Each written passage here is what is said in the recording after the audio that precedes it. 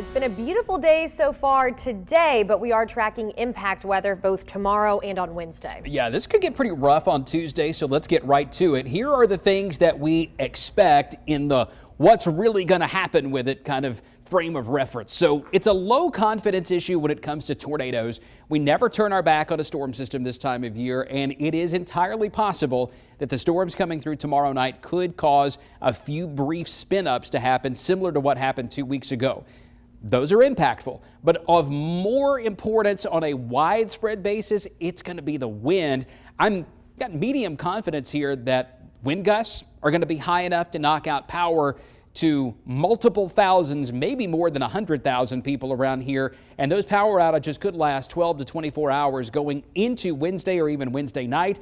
And there's fairly high confidence that if we don't even get to that level, that we're at least going to about 40 miles per hour with about an inch and a half, 1/2 inch to 1 inch of total rainfall by the time all this moves through. Now, this is one of the reasons that I'm concerned about the widespread wind problem. This is a forecast model called the GFS. It's just the straight model data. No, we would not use this to say the forecast is that number, but this tells us roughly what the wind would be gusting to at about 30 feet above ground level. All these splotchy areas, especially these in northwest Alabama, that would be somewhere around 50 to 70 miles per hour.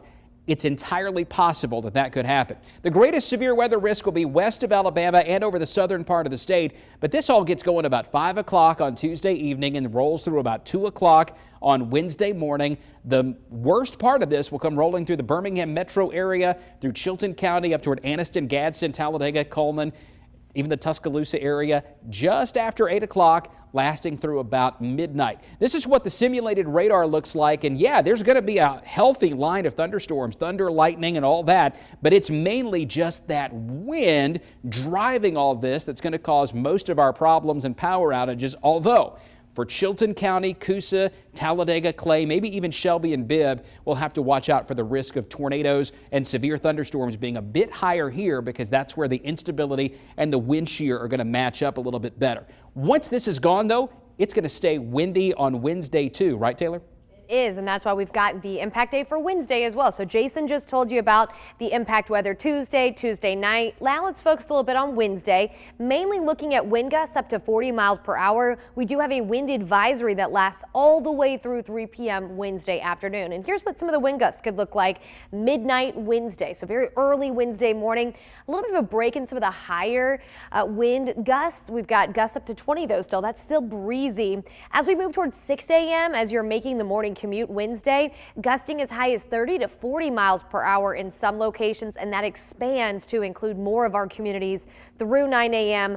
lasting through lunchtime as well. So what this means is we could have some issues getting to some of those power lines to fix them with wind gusts this high. So it could be one of those situations where you're without power for a little bit longer than normal, than what you would normally expect after a storm. So wind advisory starts at noon tomorrow. So it gets windy at lunchtime tomorrow. It's going to stay pretty windy all the way through 3 p.m. Wednesday afternoon. Gusts 40 to 50 at times. This could cause power outages, could have some tree limbs come down.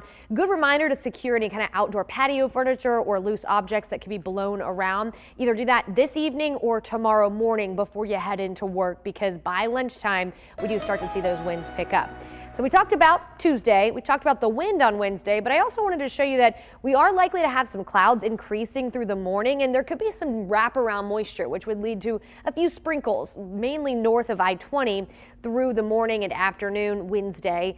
Temperatures in the 50s, and that is going to feel noticeably cooler than the 70s we have in the forecast for tomorrow afternoon. So just kind of a windy, gray day with a few spotty showers possible. Thursday, we see the return of sunshine, but we're still very chilly. Highs struggle to make it out of the 50s all across central Alabama. A little bit warmer on Friday, and then we do have our next chance of rain on Saturday.